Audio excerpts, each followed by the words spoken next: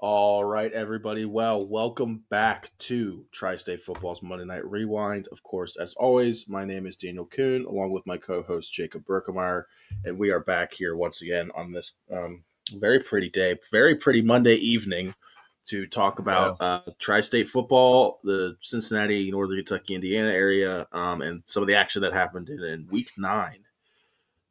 I guess week 9 for Ohio and Kentucky, or maybe week 8 for Kentucky. They all kind of have their own different little Yeah. timing, but nonetheless, we're getting down to it here in terms of the regular season for Ohio and Kentucky, and then Indiana is already into their state playoffs starting this weekend, which we will talk about here in a little bit. But of course, as always, we're just going to jump right into Jacob and I are going to both talk about our featured games of the week. Jacob, I'll let you go first, and of course, as always, Jacob's got the GMC, or at least not as Yeah. always, but often enough. No, first GMC game of the year actually for For me. you? Okay, maybe it was Yeah. me then this year. I don't know. No, last year I was at a lot of GMC games, but yeah, so I was at Princeton at Fairfield, and the scoreboard. I mean, it was 35-0, but Fairfield really was hanging around in the first half. Oh, nice! We got the highlights here, at least some of them. So yeah, you'll see.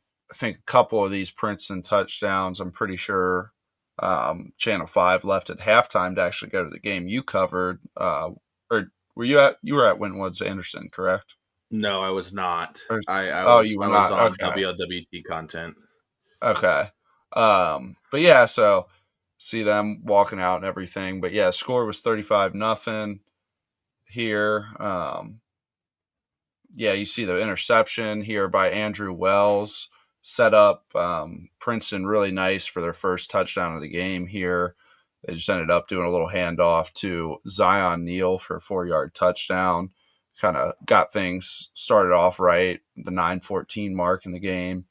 And then I'm not sure. Yeah, here's LJ Williams, a little 32-yard touchdown.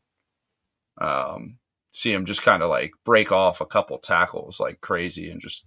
I remember looking at it. I was like, I thought he was tackled, and he just like teleported into the end zone. And I was like, that was a speed burst. And then yeah, you see another interception here.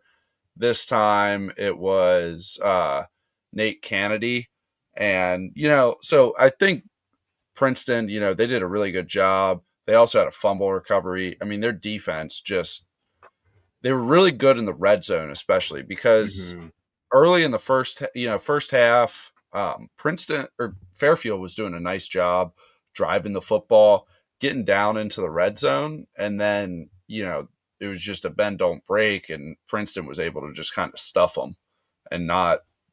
I mean, they didn't give up any points all night. So really impressive defensive performance. Offensively, because Channel 5 left, we didn't have the footage. I went to go get a couple slices of pizza, at halftime, and I come back out. I'm like, it's like kickoff just happens to start the second half, and Princeton is they have the ball. So I'm like getting back onto the field or whatever, and then I just look up. Zion Neal, 80-yard touchdown, first play of offense for the third quarter. Didn't have a chance to get my phone out or anything. I got a slice in my mouth. I'm like, yeah. So didn't get to record that or anything, but it was a really good play. Just deep ball, a little bit broken coverage from Fairfield, but Zion Neal had a really good game, and he was a really solid interview after the game as well. I was kind of talking about, now at the time when I was interviewing him, I wasn't sure about what had happened in the Middletown Hamilton game, but Middletown ended up losing to Hamilton 14-10. So that means that Princeton outright wins the GMC title, which I believe, let me check. I think it might be their second year in a row doing that. So yeah, they shared it with Lakota West last year, and then they outright won it in 2023. So yeah, third year of being, GMC championships, 2 years where they outright won it, 1 year where they shared it. Princeton looks like they're going to be pretty locked in for one of the bye spots here come playoff time. But when I was interviewing, head coach Andre Bailey and then Zion Neal and Andrew. Hold on, let me get back to the box score. Andrew Wells. All of them had the same message. All we're focused on is Middletown next week. They're not even looking ahead to playoffs, which is, good mindset to have. I think they're definitely they're going to be a tough team to knock out come playoff time because their defense is really solid and their offense is very opportunistic. And they did a good job of not making mistakes. A lot of players touch the ball on offense too, run the ball. They had 7 different guys run the football on Friday.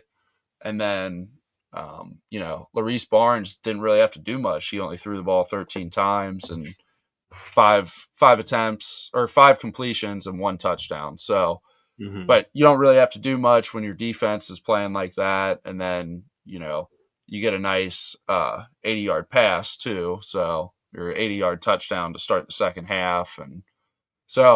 And I think Fairfield, they were just really banged up too. Greg was telling me before the game, I think they're missing 3 or 4 starters on defense right now. So definitely a little tough end of the year for Fairfield. They play Oak Hills this week. So, I'm sure they're hoping to, get a win, especially with, Roden going back there after last year, their head coach. So I think, and Fairfield does have, a nice freshman running back, Curious Booker, I believe his name. Let me check. Yeah. 5'7", 205 as a freshman. So he's I think he'll be a really big difference maker for them in the future. But it's definitely really tough walking in as a freshman and having to go against that Princeton defense. But other than that, a little bit of an uneventful game, just kind of slow dominance by Princeton the whole game, especially defensively, only allowing 126 yards. So, with that being said, if you have anything to add, I didn't cover the game. I didn't cover the game like you were there, but I did write the recap for this game, and it was our game of the week. So I did write a longer one. So I kind of kept up with the game as it was going on, and kind of knowing what I know now about it. You hit the nail on the head. With the obviously the Princeton defense had quite a few turnovers, as we saw there in the highlights. And that was just the first half. So they're winning the battle in terms of the turnover margin. But at the same time, also Jacob mentioned it, they were lights out in the red zone. It felt like every time Fairfield kind of started to find something on offense and were able to get down into the Princeton end of the field, that Princeton would come up with a big play, and it would just sap anything that Fairfield had going for them. And then, like you said, the Princeton running attack was on point all night. I'm pretty sure 3 different guys scored a touchdown because Andrew Wells came in like a jumbo package. And it was pretty cool. Yeah, they ran like that little power sweep to him. What not like hitting the outside, but you kind of go off the guard or off the tackle. And it was an easy walk-in 4-yard touchdown for him. I don't even think he got touched on it. But another thing I do want to mention, Fairfield shot themselves in the foot a lot during this game. They had 12 penalties for 80 yards, and a lot of them were like pre-snap penalties too. Not offsides, but like false starts. They probably had 3 or 4 false starts, and those happened a lot of times in the red zone as well. So, you're driving, and then you have one of those penalties happen. Then you get tackled for a loss, and you're all of a sudden now it's a 3rd and long, and it's tough to convert those. Yeah, it is. That's a hard position, I think, to put yourself in, especially if you're going up against a defense as good as Princeton's has been all year. Yeah. So I think we'll move on to the next game, and then I will also mention, Jacob, don't feel bad about the pizza thing. That's certainly you're not the first reporter that's ever happened to. It won't be the last. It's happened to me too. So, nonetheless, we'll move on. I know we talk a lot about both of these conferences, but these were the 2 games I think we most wanted to talk about. My game, of course, was the ECC throwdown against Winton Woods and Anderson. And if you didn't keep up with this game, I can tell you already right now that it was definitely worth going back and kind of reading up on and learning a bit more about, because it was. What's the word I'm looking for? It was a different game than I think we're used to talking about when it comes to Anderson. Looking at the box score, It's a little difficult to kind of explain it because for whatever reason the conference decided not to put Winton Woods scoring plays on here. But I did write the Nice. recap. I did write the recap for this, so I do know what happened. Long story short, we've talked about it so many different times on this show this year. Anderson has just been a buzzsaw.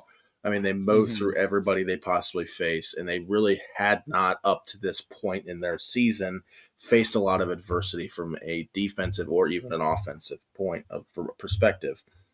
And both of those things happened during this game on Friday. Winton Woods actually at one point had a 10-point lead over Anderson, I believe, in the third quarter, Yeah. which sounds crazy. And then I guess it isn't up there, so I guess I should point out to everybody that Anderson did win this game 37-30. Now, the question is A, how did Anderson win this game? And B, how did Winton Woods build a double-digit lead on Anderson, which sounds like blasphemy with how we normally talk about this Raptors team. I can tell you right now that for the first time, Anderson's offense was stymied, at least to an extent. Winton Woods Yeah. did a really good job of emphasizing the turnover battle in this game. They had a fumble recovery for a touchdown and also had a nice interception, I believe, in the first half. So there's two turnovers that you don't normally see come from this Anderson offense. And then from a defensive perspective, or from an offensive perspective for Winton Woods, it's really balanced, I must say. I mean, Bryshon Brown, their senior starting quarterback, had a solid night, 7 for 16, 142 yards. No touchdowns, but, I mean, still 142 yards through the air on this defense is not a small feat. Then you kind of look at that Winton Woods rushing attack, right? You kind of, when you think about Winton Woods, you think about those playmakers they got on offense, and they still have plenty of them. Isaiah Garrett went for 84 yards and a touchdown as well. Bryshon Brown, I just mentioned him in the passing game. He also had a rushing touchdown as well. So in addition to their defensive playing, or their defensive performance, they had a nice offensive performance as well. Now, the score line in this game does not tell the whole story. In reality, Anderson outgained Winton Woods 458 yards to 200. Winton Woods 268. So for Winton Woods to be able to hold on to a lead and keep up with Anderson in the way they did is nothing short of impressive, I think, from that perspective. You look at how the game kind of ended towards, got down into the late parts of the game. Third quarter is where all the difference was made. Anderson was down. They weren't down 10 now that I look at the box score. They were down 7. They were down 6, but still, when have we talked about Henderson being down anything at all this year, right? So Yeah. nonetheless, they had two. They really kind of just took over on the ground game. Jordan Davis has kind of been an unheralded part of that Anderson offense all year. I think he's a junior. Their tailback, he's very solid in the red zone and short yardage situations, especially. I have seen Anderson play this year. And Davis Yeah. is for sure a weapon in the short yardage department. So he had 2 rushing touchdowns in the second half to bring He Anderson has back into this game. he has 18 on the year, like 18 total touchdowns, 16 rushing, 2 2 receiving. receiving. So yeah. And then Owen Scalf, of course. When do he's kind of a dual threat and can kind of do it all for that Raptors offense. He had the game not winning, but took the lead on a 13-yard run from him. And then we kind of look down further at the stats. I mean, of course, as always, Scalf went 33 for 42 for 348 yards. He didn't have a passing touchdown, but still, that's 348 yards through the air. Jordan Davis had 3 touchdowns, like I already mentioned that. And then Cooper Kathman, talk a lot about him in the receiving game. He actually had a passing touchdown in this game. And I believe it was to Braden Moore. So Braden Moore, 4 for 49 for 1 touchdown. Tegan Jalek, we talk a lot about him as well, 6 for 57. So it definitely came down to who was able to take advantage of the, I want to say short yardage situations, but the line of scrimmage, right? I mean, in order for Anderson to Yeah. win this game, they had to defeat the Warriors in terms of those short yardage situations. And you look at how they were able to effectively run the ball with Jordan Davis. He ended up with 3 touchdowns in the night. Just found a different way to win. Yeah. And then looking through the rest of this, I know. For Winton Woods, I also forgot to mention this. I believe, if I'm correct, Anderson was down for a majority of this game. and then in order for or at least it was tied, and then Anderson had that fumble recovery for a touchdown, or Winton Woods had that fumble recovery for a touchdown, and then Anderson, I don't know if I remember if they scored again to tie it, and then Winton Woods had a 98-yard kickoff return for a touchdown Yep. from Janeer Travis.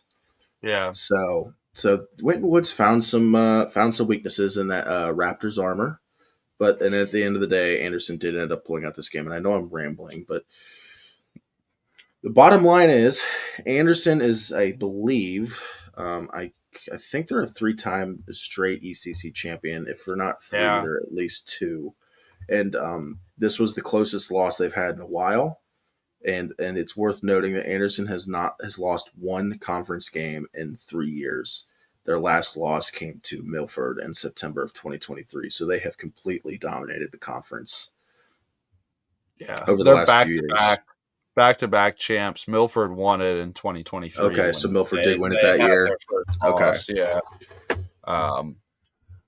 But yeah, I mean, Anderson's just been on a tear these last 2 seasons. Got a lot of good things going for him. But I mean, I think kind of what you said earlier, them having to overcome adversity, I think it's really important going into the playoffs, because when you play so many games throughout the year that aren't close, it's hard to know how your team's going to respond. You can have the right idea and think that they're going to respond well.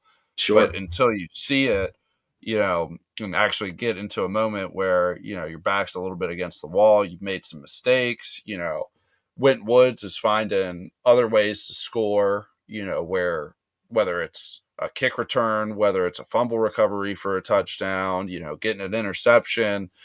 I think it shows it. And I think the resolve of the defense shows a lot for Anderson too, because, we talk about their offense so much because it is very high powered, but I mean, they did hold Winton Woods to 268 yards and only 7 passing completions too.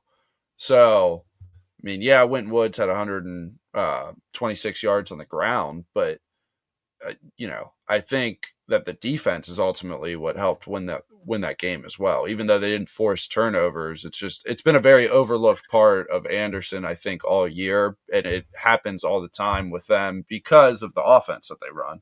When you're slinging the rock, Owen Scalf throwing 42 passes, and then Cooper Kathman coming in and throwing a touchdown pass. I mean, that's every week you're throwing 40 plus passes a game. I mean, it's obviously the focus is going to shift onto the offense more so, because you just don't really see that a lot in high school. But I think they have a really balanced receiving attack. And like you said, Jordan Davis has been a really good player for them all year too at running back, provides some stability there.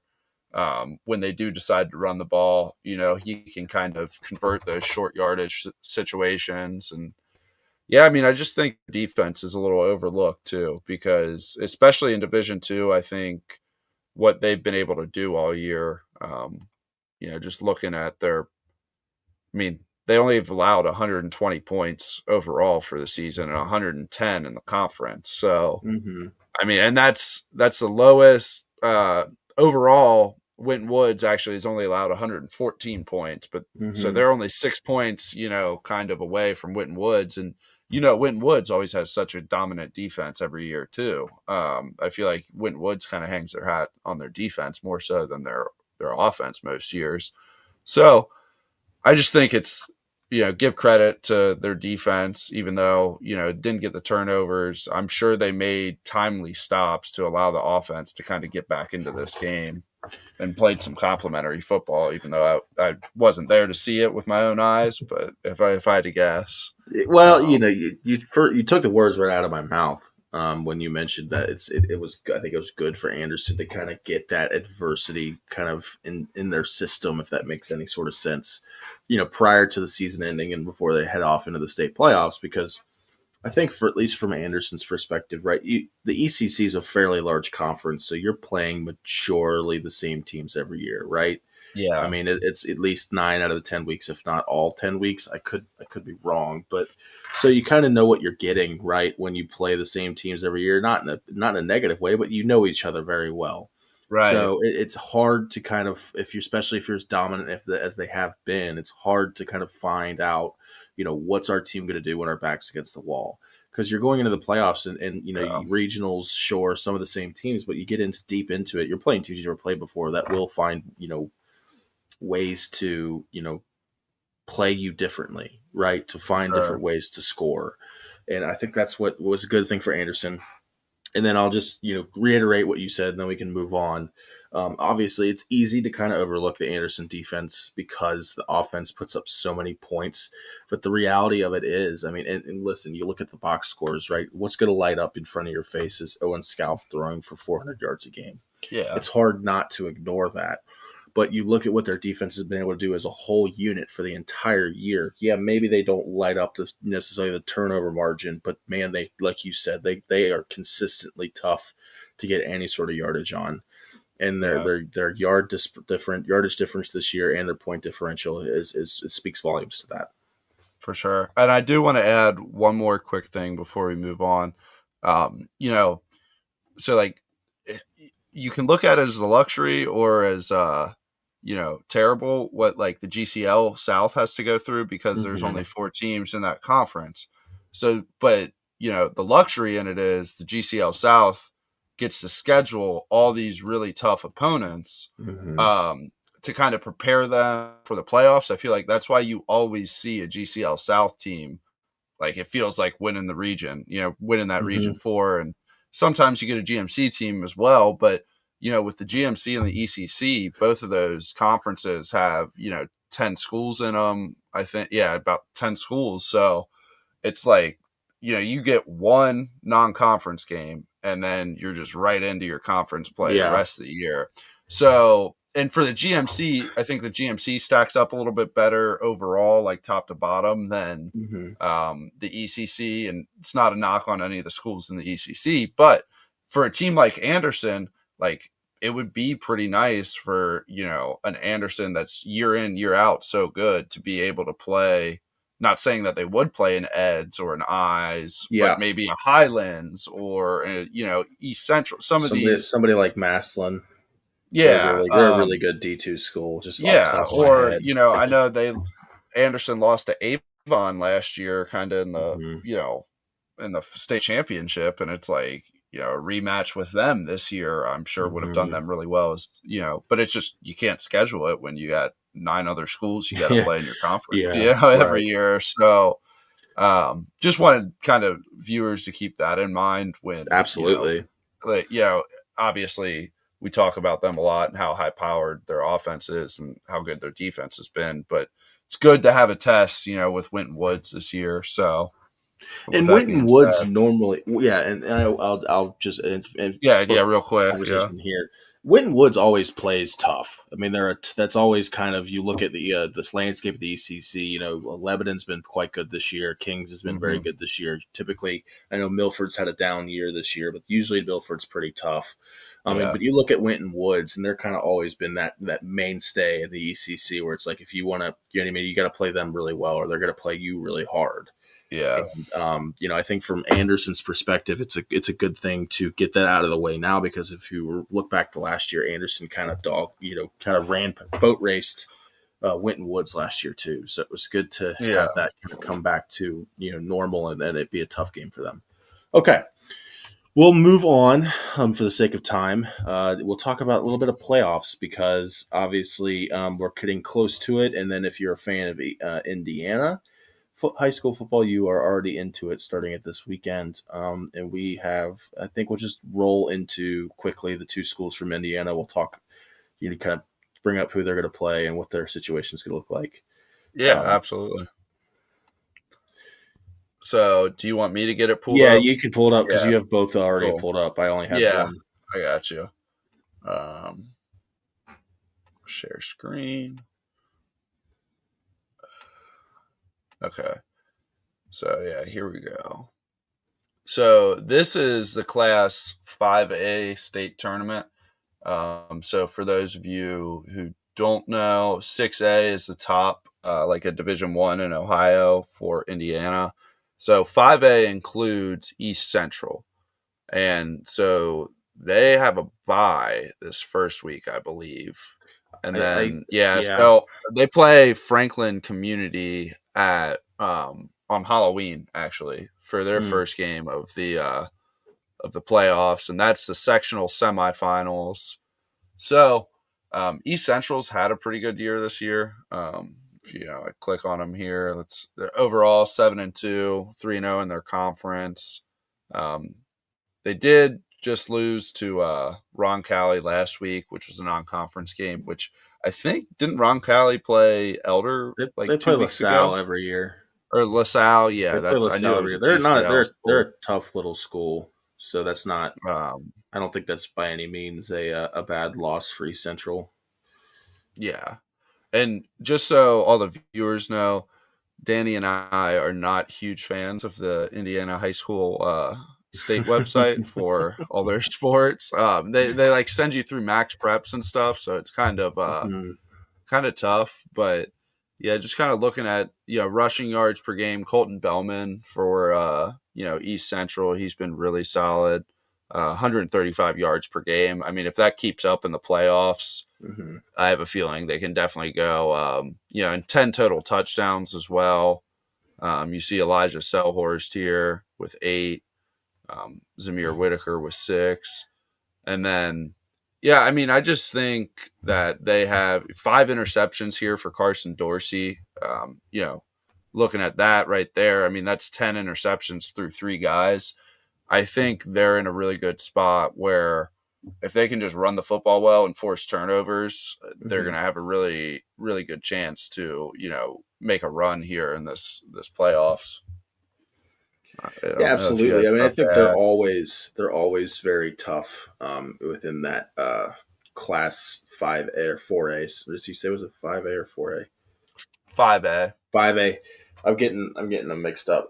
They've always been really tough in that class 5A state tournament. They always seem to go far. I don't know enough about their opponents, but one could assume that they'll probably be able to take care of Franklin Community. I And then you mean, look at who they'd have to like play. looking further ahead, like I know a little bit about Cathedral. Like Well, sure, Cathedral is usually Cathedral's a pretty good. good program. Yeah. But I'm not very familiar with Franklin Community or Plainfield or New New Palestine. Palestine. The only reason I bring that up, New Palestine, they were in pretty. They may have been gone pretty far last year because I remember them being brought up last year. So, like on my little stat sheet. Anyways, Yeah, and then I'm just looking down kind of at the bottom. Not much. Valparaiso. That was don't know. went there. Went to the college. Went to the college for a year, but There I you don't go. know much about their high school team as much. But and Merrillville's up there close to Valpo too. But yeah, for the most part, I mean, I'm just kind of hoping we get East Central and Cathedral maybe in this regional championship game on Hmm. November 14th. I think if both teams kind of handle business, we should get that. So, Yeah, I mean, how cool is it too to play at Lucas Oil for I was gonna say state that. championship I game? was gonna say that a minute ago when we first pulled it up. I was like, how cool is it to say your state finals are sponsored by the best team in the NFL? I'll give anybody $100 if they have that on their bingo card this year for the NFL season. Uh, Nobody was expecting Indiana Jones to come out like that. no, no. Um, And then I believe we have one other quick school to yeah, cover. see if Correct? it. Okay, yeah, let me share this tab instead. So yeah, now we're going down to the 3A because this is where Lawrenceburg resides. So we Mm-hmm. have Lawrenceburg right here with the bye week, so they will be playing on Halloween as well.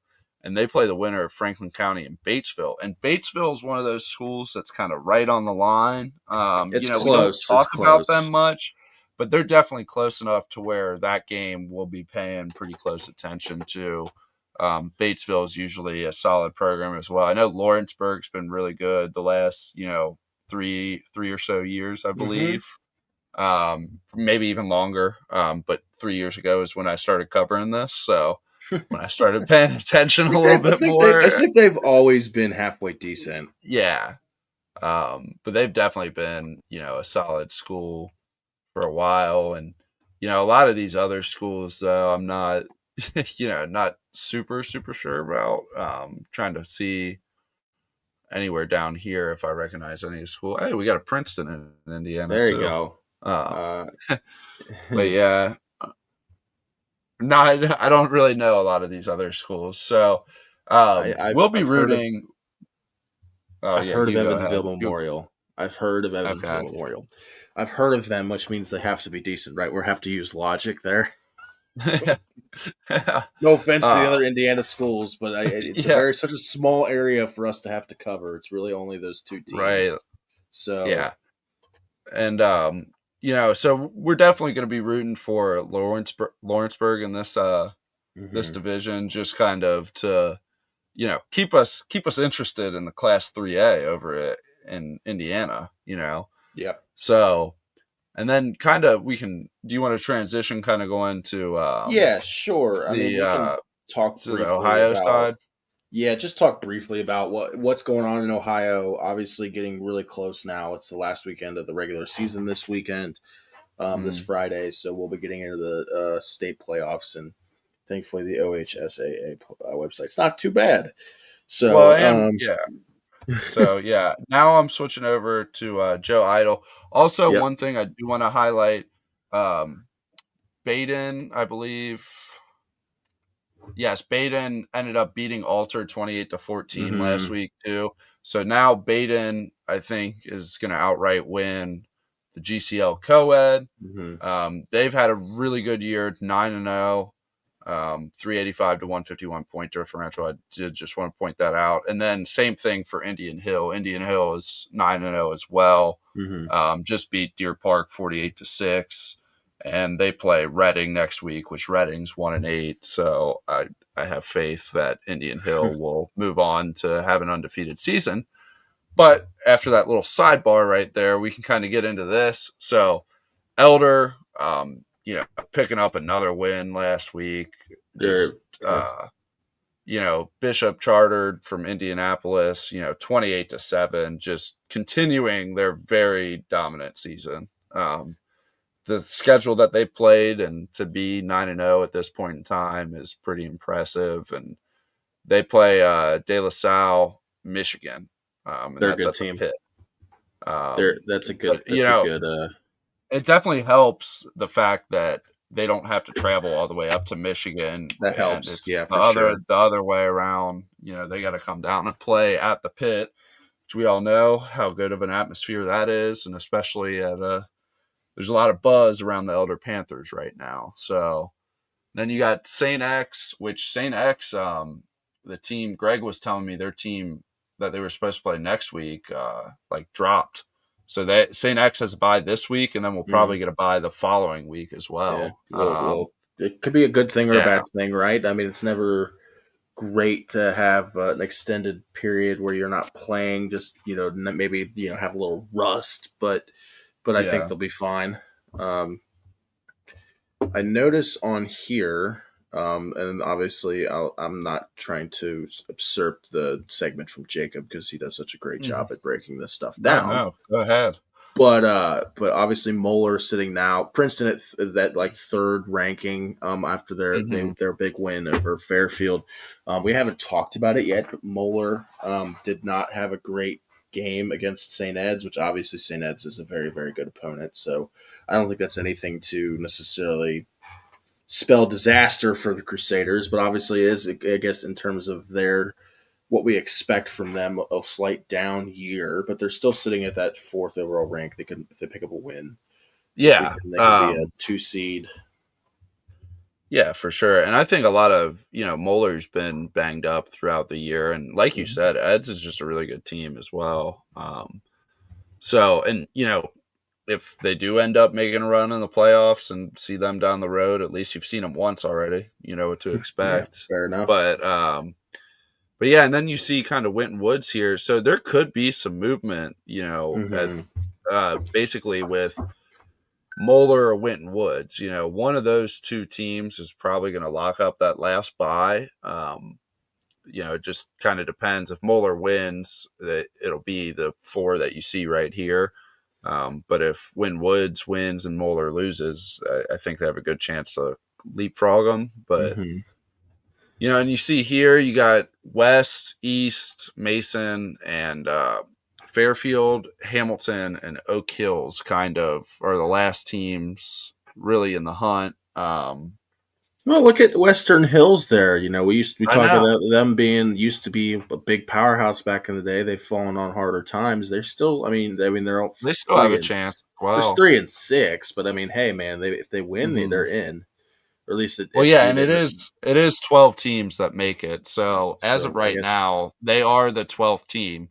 So if they lose, they might be out. You kind of see yeah. down here, you got Walnut, Little Miami, West Claremont, and Milford all fighting for that very, very last spot at 12. Mm-hmm. And even Oak Hills, if Oak Hills loses, they might get bounced out as well. Mm-hmm. But I mean, talk about Hamilton, back to back, just huge wins to kind Mm-hmm. of save their season too and push them towards a playoff berth. Even there would have to be a lot of things that go wrong, like if they lose this week for them to get bounced out. I mean, you see all these teams that are so far below them. I think they're going to be safe regardless, but Mm-hmm. you never know, and it's just going to make for some really interesting matchups Well, East because and I West play mean, each other this weekend, right? So keep an eye on yeah, that for sure.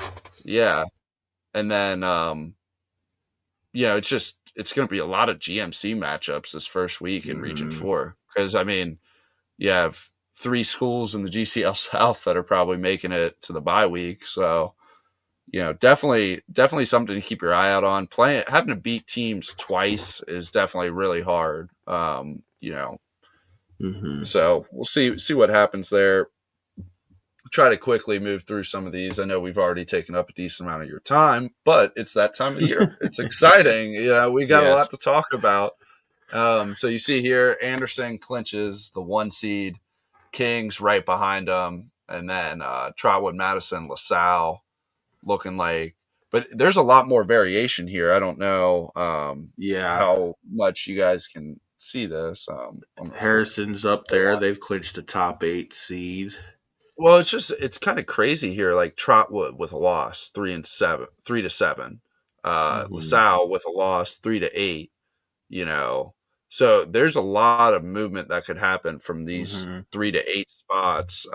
Especially you look at the records. The records are all very similar. 6-2, Mm-hmm. 6-3, 7-2. You got Xenia, Lima, but we've talked about Harrison too, and then don't forget about Withrow down here Yeah. too. And then we talked And if about. they, sorry, you go Sorry. ahead. No, you talk about Withrow. You talk about I Withrow. was just gonna say Withrow controls their destiny, so I mean, Yeah. you get a couple of these teams ahead of them. If they lose this week, Withrow might end up sneaking into a home playoff game. At least for week 1. And I mean, Turpin's down there. We Turpin, talk, I think if they win, that gives them a good chance to make it too. and And and I was Aiken's gonna also down there. say, yeah, I was gonna say Turpin. We talked about that team last week. They're not a. I mean, they haven't had. They're 4-5. It's not their greatest season of all time, but like we said, they're not a pushover by any means. No, So it'd be and interesting they to see if they they could be a can. tough out That's what as I was that getting first at. round Yeah, matchup. Yeah. yeah, for sure. And then past this one, I see down there. Also, Loveland controls their own destiny. It looks like Mm-hmm. it looks like if Loveland wins, I don't know who they play this weekend, but if they win, it looks like they're in. They just can't I lose. will I Pretty, will pretty, check the schedule pretty real quick. much. Yeah. Loveland, oh, brutal. They play Anderson this week. Oh no, Yeah, that's yeah. never what you. That's like the last. That's the only team I would Yeah. have been like, oh, that's who you don't want. But But hey, you know yeah, what? You know what? It's good for them. They've had they've been up and down in recent years. I think they're building on something there.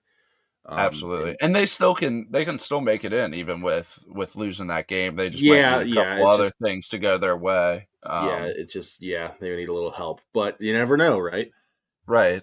Could end You up know, like West Virginia did in the NCAA tournament last last game year. yeah, last game No, last game of the year, can't hold anything back. I definitely am still not bitter about that for our listeners out there. We'll take a brief look here at D3, but you can kind of see really the only school in McNick. you got Batavia down here too, and Ross as well. But Yeah, Ross is mathematically eliminated. Batavia's win to get in, and then McNick controls their own destiny, but they're not even safe either. now Goshen's up there in there too. We don't talk about Yeah, them a and lot, Talawanda but too. Talawanda yep. has they've had a sneaky good year. It's kind of crazy at 8-1. They're at the 7th spot, and then here's Baden. I don't know how I just missed Baden. We That's just talked because about I them. think you kind of expected them to be the top, but Tippecanoe, who's always very, very good in this division, sits the top. But yep, don't count out Baden. Yeah. I think Baden definitely has a good shot at this. And you see Alter down here too. Alter, they played Baden tough, so I wouldn't be surprised if you saw them match up kind of at some point during this bracket. But I like Baden out of this. I mean, Baden's been legit all year, has looked really good. So I'm curious to see how they're going to hold up come playoff time. But we'll keep it moving. What's our favorite region? We need to hit up our favorite region here in a second. Yeah. Or Greg Shoemaker's favorite region, I guess I should say. I mean, honestly, it's a sneaky. Everybody's going to talk about Region 4. D1, Cincinnati. But I'll tell you one thing: D4, Cincinnati. Do not sleep on it. I mean, this is a loaded one. You see Indian Hill and Taft here, and we talked about that last week. I mean, pretty confident it's going to end up being both of those teams in this region playing for the regional final. CHCA's had a great year. I wouldn't see any reason why it wouldn't be. I mean, they've been the two most dominant. And then, if we're talking about Indian Hill and Taft head to head, I mean, don't get me wrong. I do love me some Coach Rodenberg, my former my former high school coach. Nice. But Taft is so good. They are. They're really good for sure. I feel like they're the clear front runner, even if they do end up as the 2 seed. Yeah, absolutely. And then just kind of scrolling down a little bit, Wyoming.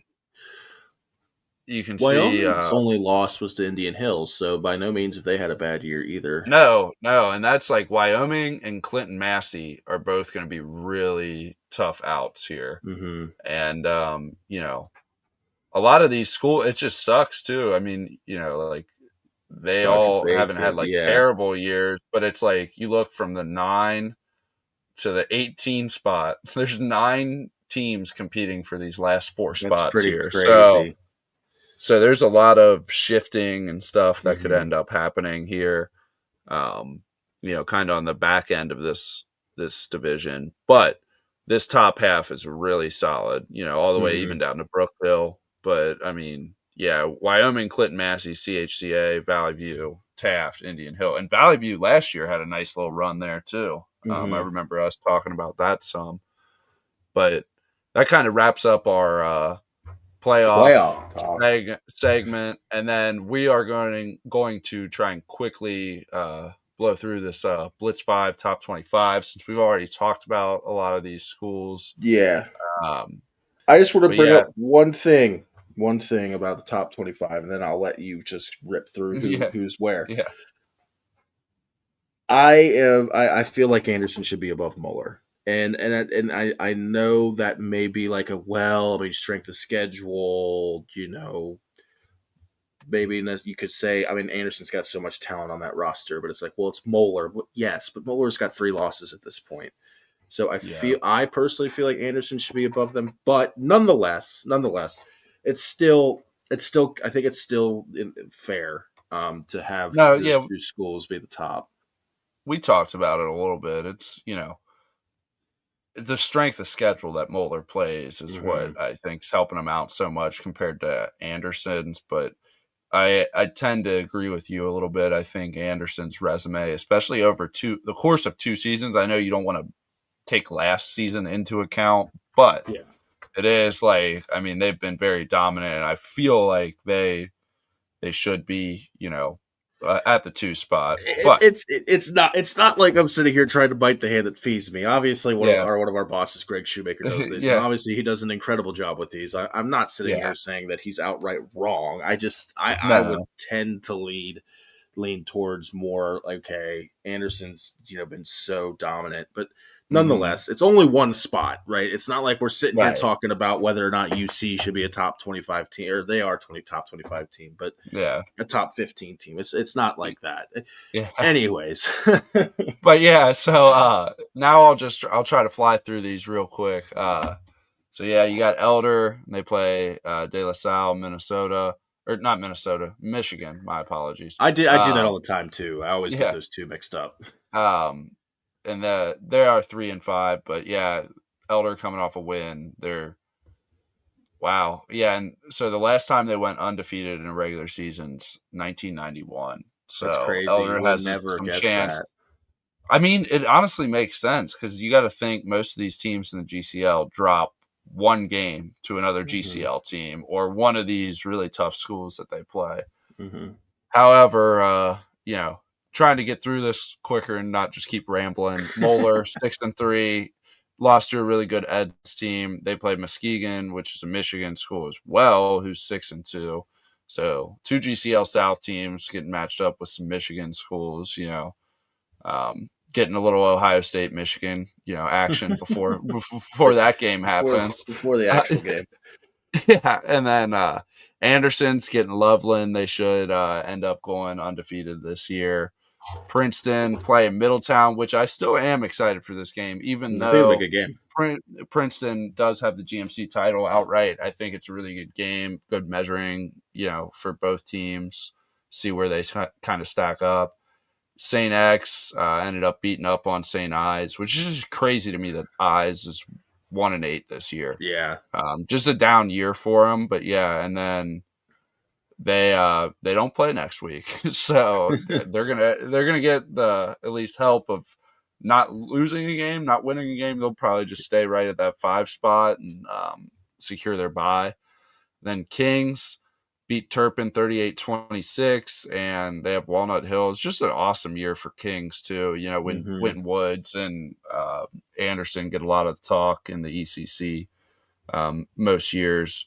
Winton Woods 7-2, losing to Anderson, but they got Lebanon, which Lebanon is not an easy out either for No, Winton Woods. no. So if you're Winton Woods, you got to kind of lock in this game and try to have a bounce back game before the playoffs. You don't want to drop, 2 in a row before walking into the playoffs. But that one will be a game to keep your eye on for sure. Yeah. And yeah, so Taft has. also we talked about Elder, but Taft, the 71st year of Taft football, they've never finished undefeated. Well, I hate to say it for old Woodward, but I feel like Taft's on their way to making school history because poor Woodward has to face Taft. Yeah. And I Uh, mean, 6 straight shutouts. This is what we were talking about with Taft earlier, during the playoff segment. It's just 50.5-0.